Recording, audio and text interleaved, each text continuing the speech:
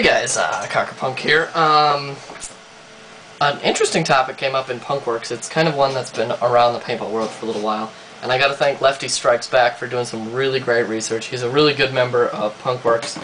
I'm happy to have him on the team. Great guy, very smart guy.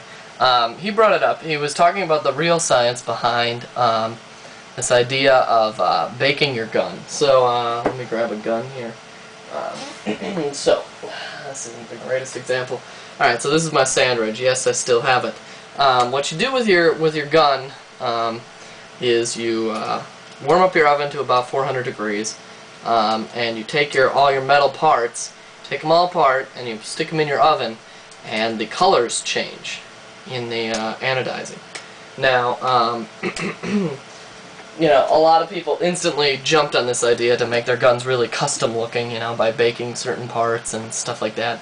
And then a lot of people came out against it, saying, you know, it ruins your gun, it hurts your metal in your gun, it hurts your threads, there's a whole bunch of stories. But what we're actually looking for here in Punkworks is, and I'll link you to the thread on one of the sides here, what we're actually looking for in Punkworks is to actually talk about what is actually going on in your metal, not what the M. Carter Brown old fogies like to make fun of the PB Nation young kiddies about, and vice versa.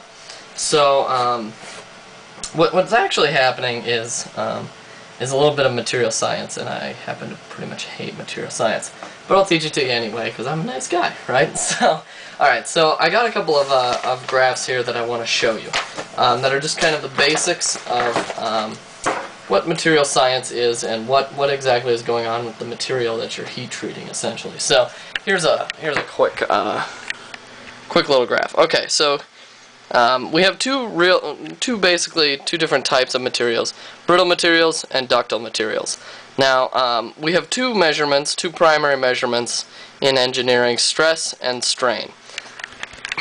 So stress is force over unit area. So it has the same units as pressure. PSI in standard units, and megapascals or kilopascals or gigapascals in the metric system. And then strain is a measurement of how much you've stretched the material. So it's a ratio between inches and inches. So it's a unitless number because it's inches over inches or millimeters over millimeters, and that's just how many inches does it stretch per inch of length. So if we multiply strain by length, then we get how much extra length that we've developed by stretching this material. So we have strain and stress, and they're kind of the two pivotal things when we start talking about material science and material properties. So we have PSI here and inches per inch in strain. So in a really brittle material, so say like glass or really brittle plastic, there's a lot of things that actually fit into the brittle category. What happens is you get kind of a linear slope, and then boom, it fails really fast. So there's essentially no strain. There's very, very little strain. You can't stretch it. So like glass again, it's actually quite strong, but it's very brittle. Once you go past this linear point, it breaks right away. Concrete would be another one that fits this bill. So it might be quite strong, but it's not very ductile. So it breaks really fast. Now this peak here is going to be called, over here we call that the ultimate tensile strength, and then the area under this curve is called the toughness. So ultimate tensile strength is the maximum amount of stress that the material can sustain before it fails, and then the toughness is essentially the area under this curve. So it is a representation of how much energy the material can absorb before it fails. So in both cases, so we looked at the brittle case. Now in the ductile case, so this is most metals, aluminum, steel, Delrin plastic would probably fit this bill. A lot of materials fit this, where we still have stress and strain, but we get a linear section here when we first start to stretch it. And then we hit a yield point, the yield stress, and we kind of now we are starting to pull the material longer. So this is the length that we're pulling it to.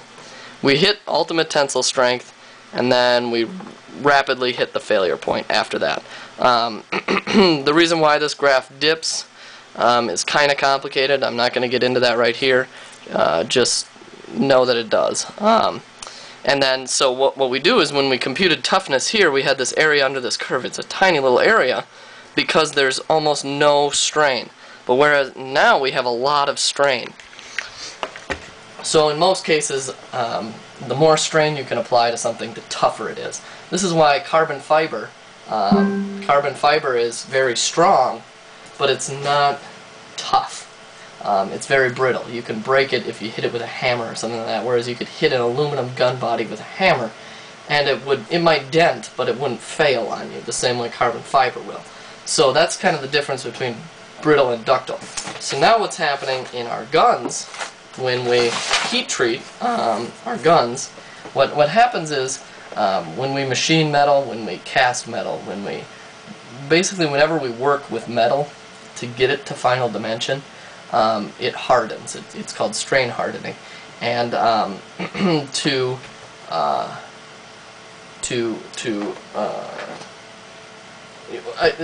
when we harden something, it gets more brittle, and so to cut down on its brittleness, we heat treat it to renormalize the metal, and so we get a heat treating graph.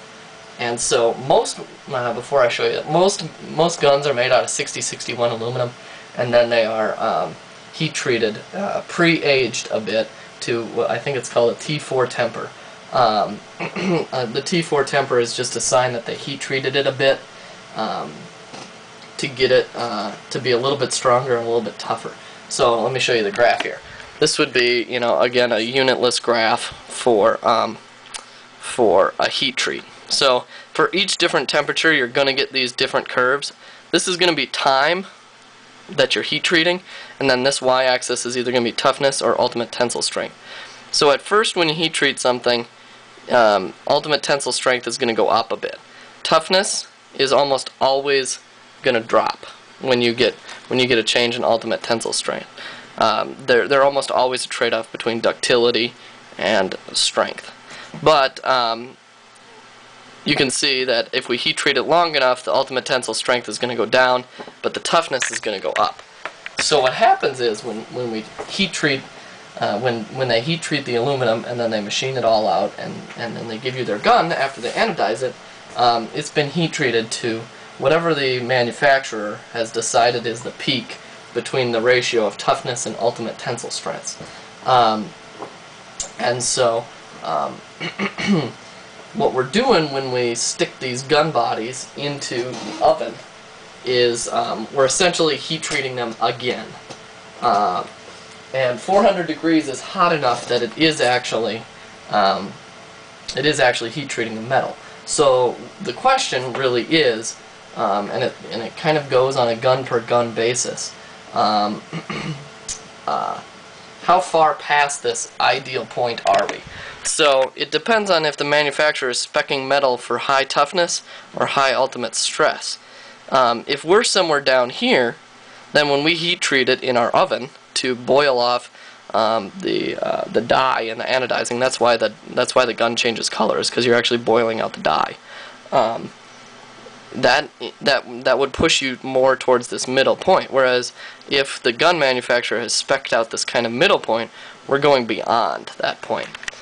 Now you can kind of see that it's not a terrible thing to do to your gun, because meteorologically, however you say that word, you're not necessarily destroying your metal, and you're not ruining the metal. You're just kind of pushing the metal outside of where the manufacturer decided that would be the best.